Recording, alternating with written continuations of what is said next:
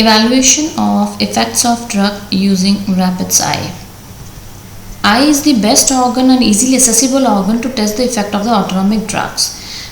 Just because क्योंकि eyes में जो ब्लड वेसल्स होती हैं वो सामने और इजीली दिखाई देती हैं और उस पर किसी भी ड्रग का इफेक्ट वैस्कुलर सिस्टम पे इजीली देखा जा सकता है. आई के अंदर दो टाइप की मसल होती हैं आइरिस के अंदर, दैट इज़ रेडियल मसल्स या जिसको हम डायलेटर प्यूपिली कहते हैं, एंड सर्कुलर मसल्स जिसको कि कंस्ट्रिक्टर प्यूपिली कहते हैं. जो रेडियल मसल्स होती हैं वो पिपल के डायलेशन के लिए रिस्पॉन्सिबल होती हैं और यहाँ पे सिंपैथेटिक नर्व सप्लाई होती है क्योंकि यहाँ पे अल्फा 1 रिसेप्टर्स. तो जब भी पिपल डायलेट होती है तो उसे हम मिड्रियासिस बोलते हैं और साइज लगभग 6 mm से ज़्यादा जब होता है, ये ह्यूमन आई के लिए मैं आपको बता रही हूँ. रैबिट आई का साइज नॉर्मल में ही 6 mm होता है और उससे ज़्यादा होने के ऊपर हम उसे मिड्रियासिस कह देते हैं. मिड्रियासिस के लिए जो ड्रग रिस्पॉन्सिबल होती हैं वो होती है सिंपैथेटिक सिस्टम को एक्टिवेट करने वाली drugs, for example adrenergic drugs, या फिर हो सकती है एंटी कोलिनर्जिक ड्रग्स जो कि कंस्ट्रिक्टर प्यूपिली को रिलैक्स कर सकती हैं, तो उसको हम पैसिव मिड्रियासिस बोलते हैं. देन एक और मसल्स होती हैं आई के अंदर जो कि होती है सर्कुलर मसल्स या जिनको हम कंस्ट्रिक्टर प्यूपिली बोलते हैं, जो कि कंस्ट्रिक्शन ऑफ प्यूपिल के लिए रिस्पॉन्सिबल होती है या जिसको हम मेयोसिस बोलते हैं. जो कंस्ट्रिक्टर प्यूपिली होती है that is supplied by parasympathetic nerves या कोलिनर्जिक नर्व्स. तो जब भी साइज 2 mm से कम होता है या रैबिट के अंदर देखा जाए तो 4 mm या उससे कम होता है तो उसे हम कंस्ट्रिक्शन बोलते हैं. मेयोसिस के लिए रिस्पॉन्सिबल ड्रग हो सकती हैं कोलिनर्जिक सिस्टम को एक्टिवेट करने वाली ड्रग्स लाइक पैरासिम्पैथोमाइमेटिक ड्रग्स या फिर एंटीकोलिनेस्टरेजेस या फिर जो कि रेडियल मसल्स को रिलैक्स करती हूँ जैसे कि anti adrenergic drugs. So here are normal pupil size से जब पिपल साइज बढ़ता है that is because of radial muscles या डायलेटर प्यूपिली, और पिपल साइज अगर कंस्ट्रिक्ट होता है या छोटा होता है तो that is because of action of constrictor pupillae. Aim of the experiment is to demonstrate the effect of the given drug using rabbits eye. और जो पैरामीटर्स इसमें मेजर करने होते हैं वो है 4 टाइप के, that is size of the प्यूपिल आपको देखना है, छोटा होता है या बड़ा होता है. कॉर्नियल रिफ्लेक्स आपको देखना होता है, प्यूपिलरी लाइट रिफ्लेक्स देखना होता है, उसके अलावा इंट्राऑक्यूलर प्रेशर को चेक करना होता है, जिसके लिए कि हमें ज़रूरत होती है हेल्दी रैबिट की pencil, torch, dropper, wisp of cotton, normal saline, scale या फिर प्यूपिलोमीटर एंड श्योर tonometer. Standard operative procedure for preparation of animal. अब आज के लिए एनिमल एक्सपेरिमेंट वैसे तो होते नहीं हैं बट फिर भी कई बार इसके थियोरेटिकल क्वेश्चंस जो है वो पूछ लिए जाते हैं कि किसी भी एनिमल को या रैबिट को स्पेसिफिकली रैबिट एक्सपेरिमेंट के लिए तैयार किया जाता है तो उसका क्या स्टैंडर्ड ऑपरेटिव प्रोसीजर है. तो इसको बहुत ज़्यादा डिटेल में ना डिस्कस करके बेटर है कि हम इसके कैल यानी कि computer assisted learning method of rabbit IQ के थ्रू इस एक्सपेरिमेंट को देख लें, and that is like this. ये है XFARM Pro की कंप्यूटर असिस्टेड लर्निंग यानी कि कैल मेथड के थ्रू वेरियस एनिमल एक्सपेरिमेंट्स, जिसमें you can perform rabbit eye experiment, you can perform frogs esophagus experiment, frogs heart and bioassay on guinea pig ileum. सारे introduction दिया हुआ है, history part of animals दिया हुआ है, देन सॉफ्टवेयर की information दिया हुआ है, सर्टेन इंस्ट्रक्शन दिए हुए हैं. और अगर आपको ये एक्सपेरिमेंट ख़त्म करना हो तो there is a quit button, उसके थ्रू आप बाहर आ सकते हैं. तो जो भी एक्सपेरिमेंट आपको करना होता है सबसे पहले आप उसकी पिक्चर के ऊपर क्लिक करते हैं. आज हमें करना है रैबिट आई एक्सपेरिमेंट, तो मैं आपको बताती हूँ कि सबसे पहले आपको इस रैबिट की पिक्चर को क्लिक करना. रैबिट को क्लिक करने के बाद आपकी कुछ इस तरह की विंडो ओपन होगी जिसमें कि आपको एक रैबिट दिखाई देगा और ऊपर लिखा होगा effect of drugs on rabbit eye. फिर आपको यहाँ पर कुछ बटन दिखेंगे जिसमें कि इंस्ट्रक्शंस होंगी, तो अगर आप इंस्ट्रक्शन पढ़ना चाहते हैं तो इस बटन को क्लिक कर सकते हैं. देन एक ट्यूटोरियल बटन है जिसमें कि आपको प्रॉपर पूरा ट्यूटोरियल करके देखना है, डेमोन्स्ट्रेशन इसी के अंदर आएगा. And then there is a exit button, अगर आपको एक्सपेरिमेंट नहीं करना है तो इसके थ्रू आप बाहर आ सकते हैं. एग्जामिनेशन मोड जो है वो इस XFARM Pro में अभी अवेलेबल नहीं है, तो यहाँ से हम चलेंगे. सबसे पहले हम ट्यूटोरियल बटन पे क्लिक करेंगे तो यहाँ हमारे पास ये ओपन हो जाता है रैबिट आई का एक्सपेरिमेंट. सबसे पहले लेफ्ट साइड में लिखी हुई है certain directions like instil drugs 1 by 1 and observe there effects on rabbit I, tabulate the data and draw conclusion. उसके बाद में आपको कुछ हेल्प की चाहिए तो आप इंस्ट्रक्शन बुकलेट पे जाके इंस्ट्रक्शन देख सकते हैं. यहाँ पे लिखा हुआ है ये है रैबिट 1. रैबिट 1 का ये पार्ट है लेफ्ट आई वाला पार्ट, जो कि जिसका एनलार्ज्ड व्यू ऑफ आई यहाँ पे दिख रहा है आपको, और ये है राइट आई ऑफ रैबिट जिसका कि एनलार्ज्ड व्यू यहाँ दिख रहा है। साइड दोनों आईज के साइड में दो रूलर्स दिए हुए हैं जिससे कि आप पिपल का साइज मेजर कर सकते हैं। लेफ्ट आई के नीचे आपको यहाँ पे इंट्राऑक्यूलर टेंशन मेजर है, जैसे कि यहाँ पे एन का मतलब है नॉर्मल, एल मतलब लोअर साइड एंड एच मतलब higher side intraocular pressure. Right side में भी similarly normal, lower and higher side of intraocular pressure जो है वो मेंशन्ड है।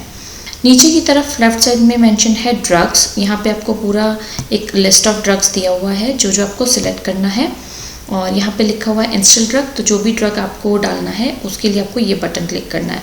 देन यहाँ पे आपके tools are there to measure the reflexes. तो हमें mainly 4 parameter rabbit eye experiment में देखने होते हैं। ड्रग इंस्टॉलेशन के बाद में आपको रूलर की हेल्प से पिपल का साइज मेजर करना है। यहाँ नीचे आप इस एक्सपेरिमेंट में इंट्राऑक्यूलर प्रेशर जो कि सेकंड पैरामीटर है वो मेजर कर सकते हैं। Then third parameter that is corneal reflex, you can check via cotton wool, and fourth parameter is pupillary light reflex which can be checked via this torch। और फिर यहाँ पे एग्जिट है जिसमें अगर आप न्यू रैबिट सेलेक्ट करेंगे तो यहाँ से न्यू रैबिट सेलेक्ट होगा। यहाँ से आप अपनी टेबल पे जाके जो भी आपका एक्सपेरिमेंट है, जो भी आपने ड्रग इंस्टॉल किए हैं उसके parameters and data and all लिख सकते हैं। देन नेक्स्ट पे जाएंगे अगर इस बटन पे, तो यहाँ पे आपके आगे क्वेश्चन आंसर्स हैं जो कि रैबिट आई एक्सपेरिमेंट से रिलेटेड है। Now the first parameter is people size. तो पिपल साइज को हमेशा ही दोनों आंखों में चेक करना है, यानी कि नॉर्मल आई जिसके के अंदर आप सलाइन डाल रहे हैं और दूसरी आंख जिसके अंदर की आप ड्रग डाल रहे हैं, जिसको कि हम टेस्ट आई बोलते हैं। दोनों के अंदर पिपल साइज को हर बार कंपेयर करके चेक करना है एक स्केल की सहायता से, या जिसको रूलर कह सकते हैं, या फिर पिपिलोमीटर बनाकर भी आप उसको एक पर्टिकुलर सेम डिस्टेंस से हर बार आपको वो चेक करना है। याद रखिए पिपल का नॉर्मल साइज से छोटा होना is because of stimulation of constrictor pupillae, जो कि कॉलिनर्जिक सिस्टम या पैरासिम्पैथेटिक सिस्टम के अंडर होता है। पिपल का डायलेट होना इज वाया रेडियल मसल्स, जो कि सिंपैथेटिक स्टिमुलेशन या सिंपैथेटिक सिस्टम के इन्फ्लुएंस के अंदर होता है। तो चलिए स्टार्ट करते हैं एक्सपेरिमेंट। सबसे पहले मैं आपको ये बता दूं कि जो लेफ्ट आई होती है उसे हम हमेशा कंट्रोल की तरह सर्व करते हैं, यानी कि इसमें यूजुअली नॉर्मल सलाइन ही इंस्टिल किया जाता है, और उसके बाद में राइट आई के अंदर हम जो है वो ड्रग इंस्टिल करते हैं, और फिर नॉर्मल के कंपैरिजन में राइट आई को हमेशा चेक किया जाता है।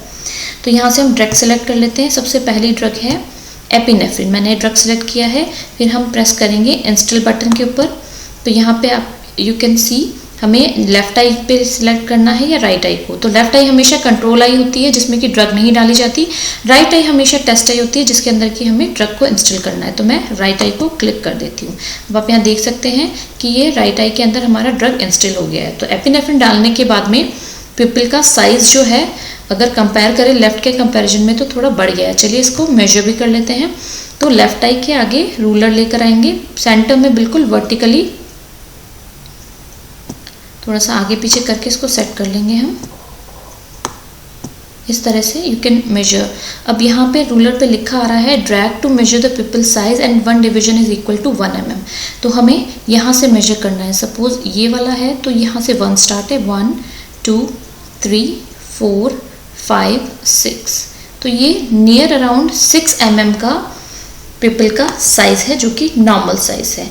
अब हम मेजर कर लेते हैं राइट हमारा टेस्ट आई वाला पिपल साइज की कितना बड़ा है। तो इसको भी बिल्कुल सेंटर में रूलर को लेकर आएंगे हम ड्रैग करके, और फिर पिपल का साइज मेजर करेंगे। तो हम यहाँ से इस पार्ट से काउंट करना स्टार्ट करते हैं, 1 2 3 4 5 6 7 8 एंड 8.5।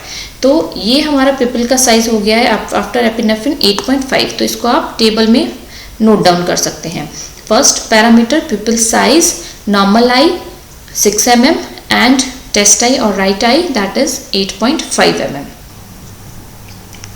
तो मायोटिक्स यानी कि कंस्ट्रिक्टर प्यूपिली पे एक्ट करने वाली ड्रग्स जिनको मायोटिक्स बोलते हैं वो मेनली पैरासिम्पैथोमाइमेटिक्स होती हैं, जैसे कि पाइलोकार्पिन, फाइजोस्टिगमिन, इकोथायोफेट, कार्बाकोल। ये ज़्यादातर वो ड्रग्स हैं जो कि आई में ड्रॉप मेथड के थ्रू या आई ड्रॉप्स की फॉर्म में दी जा सकती हैं। उसके अलावा ओपियोइड्स भी पीपल को कंस्ट्रक्ट कर सकते हैं। अब इन मायोटिक्स का यूज़ क्या है या इन ड्रग्स का यूज़ होता है ओपन एंगल या एंगल क्लोजर ग्लॉकोमा के अंदर आप इसका यूज़ कर सकते हैं, या फिर आप पोस्टीरियर साइनिकी या एडेशन के प्रिवेंशन को के अंदर इसका यूज़ कर सकते हैं। इस पिक्चर में आप देख सकते हैं कि जो प्यूपिल का शेप है वो सर्कुलर नहीं है, इरेगुलर है, that is because of posterior synechiae. इसके अंदर जो आइरिस होता है वो पीछे लेंस से जगह जगह पे चिपक जाता है, जिसकी वजह से कि वो कंस्ट्रिक्शन एंड डायलेशन के टाइम में एक प्रॉपर सर्कुलर शेप नहीं ले पाता। तो इस एडेशन को प्रिवेंट करने के लिए ऑल्टरनेटिवली मायोटिक्स एंड मिड्रियाटिक्स दिए जाते हैं, ताकि वो उसको कॉन्टैक्ट का टाइम कम मिले आइरिस को पीछे, और वो पीछे की तरफ एडेशन ना हो उसका। देन देयर आर मिड्रियाटिक्स, यानी कि पीपल के साइज को बढ़ाने वाली ड्रग्स। वो सारी ड्रग्स होती हैं जो कि रेडियल मसल्स पे एक्ट करती हैं, दैट इज सिम्पैथोमाइमेटिक्स, जैसे कि adrenaline, ephedrine, phenylephrine, dipivefrin, cocaine etcetera. उसके अलावा जो पैसिव मिड्रियासिस होता है that is because of relaxation of constrictor pupillae, that is with the help of anticholinergics like atropine, homatropine, tropicamide, cyclopentolates. And mydriatics को भी आप पोस्टीरियर साइनिकी के prevention में यूज़ कर सकते हैं अलॉन्ग विद मायोटिक्स, या फिर फंडस एग्जामिनेशन के लिए भी इसको यूज़ किया जा सकता है। जैसे कि जब पीपल का साइज बढ़ जाता है तो पीछे का जो फंडस है वो ज़्यादा प्रोमिनेंटली दिखाई देने लग जाता है।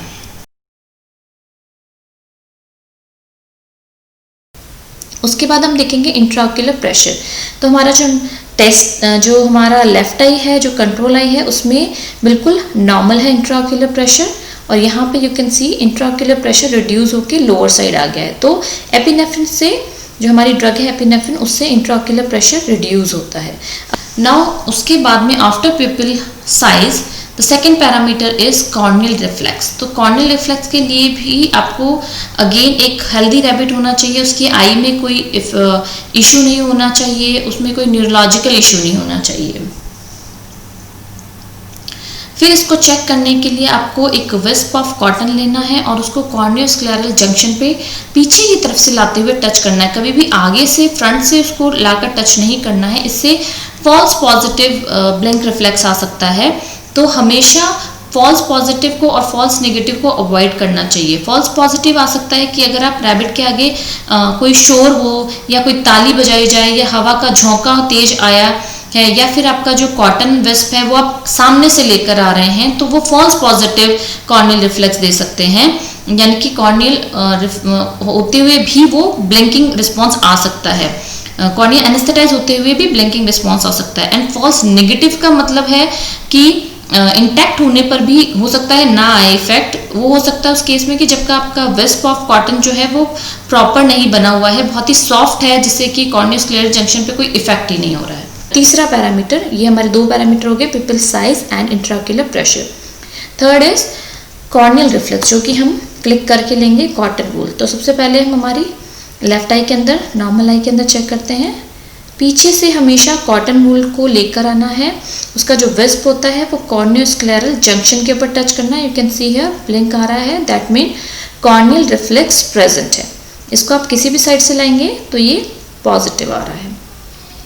फिर हम इसे लेके चलते हैं राइट आई की तरफ। अगेन पीछे से हम लेकर आएंगे, कॉर्नियोस्क्लेरल जंक्शन पे टच करेंगे, कॉर्नियल रिफ्लेक्स प्रेजेंट, क्योंकि ब्लिंकिंग हो रही है, so corneal reflex is present. किसी भी साइड से लाएंगे, कॉर्नियल रिफ्लेक्स इज प्रेजेंट। तो टैबुलेट कर लेंगे, normal eye as well as right eye दोनों में हमारा कॉर्नियल रिफ्लेक्स प्रेजेंट है। इसको हम यहीं छोड़ेंगे। इस डायग्राम में आप देख सकते हैं, यहाँ पे सेंसरी स्टिमुलस इस विस्प ऑफ कॉटन के थ्रू दिया गया है। यहाँ से ये ब्लू नर्व जो है that is afferent trigeminal nerve, जो कि इसको लेकर जा रही है। यहाँ से ये नर्व लेकर जाती है इसको स्पाइनल ट्राइजेमाइनल न्यूक्लियस के अंदर, पॉन्स के अंदर, और यहाँ से फिर वापस इफरेंट जो इम्पल्स है वो फिर लेकर आया जाती है इस रेड नर्व, जो कि फेशियल नर्व है। सेवंथ नर्व है जो कि कॉलिनर्जिक नर्व होती है। 3, 7, 9 एंड 10 ये सारी कॉलिनर्जिक नर्व्स होती हैं। तो इस कॉलिनर्जिक नर्व के थ्रू यहाँ से ये रिस्पॉन्स आता है, और ये रिस्पॉन्स नीचे और ऊपर दोनों ऑक्यूलरिस ऑक्यूलाई, जो कि हमारी आईलिड की मसल्स हैं, दोनों मसल्स के ऊपर जाता है, and in the form of blinking corneal reflex positive show होता है। So here you can see this corneal reflex can be abolished by cocaine, जो कि एक एनेस्थेटिक ड्रग की तरह काम करती है.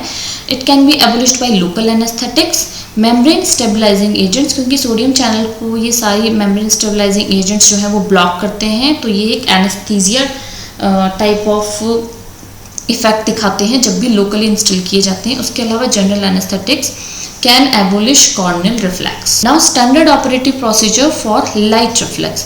फिर हम हमारा दूसरा टूल लेंगे to check the fourth parameter, that is pupillary light reflex. सबसे पहले हम लेफ्ट आई में चेक कर लेते हैं, पीछे से लेकर आते हैं हमेशा. यू कैन सी पिपल का साइज छोटा हो रहा है लाइट लाने पे, फिर पीछे ले जाते हैं तो वापस से पिपल का साइज इंक्रीज हो रहा है. चेक अगेन, पिपल का साइज कंस्ट्रिक्ट होती है पिपल एंड देन अगेन वापस अपनी नॉर्मल साइज में. दैट मीन लेफ्ट आई के अंदर तो इट्स पाथवे इज लाइक, यहाँ से आप लाइट सोर्स आई के अंदर डाल रहे हैं, ये आई से जो लाइट होता है ये पीछे रेटाइना पे पड़ता है, तो रेटाइना से ये लाइट का रिस्पॉन्स ऑप्टिक नर्व के थ्रू जाता है, ऑप्टिक कियाज्मा के थ्रू होता हुआ, ये ऑप्टिक कियाज्मा के थ्रू दोनों साइड की जो आई के पाथवेज होते हैं ऑप्टिक ट्रैक्ट्स के अंदर ये रिस्पॉन्स चला जाता है. तो आप देख सकते हैं हमारी, अगर हम इसको आई को लेफ्ट आई कंसिडर करें तो ये लेफ्ट आई के थ्रू होता हुआ ऑप्टिक कियाज्मा में होता हुआ लेफ्ट एंड राइट दोनों साइड के ऑप्टिक ट्रैक्ट्स में गया है.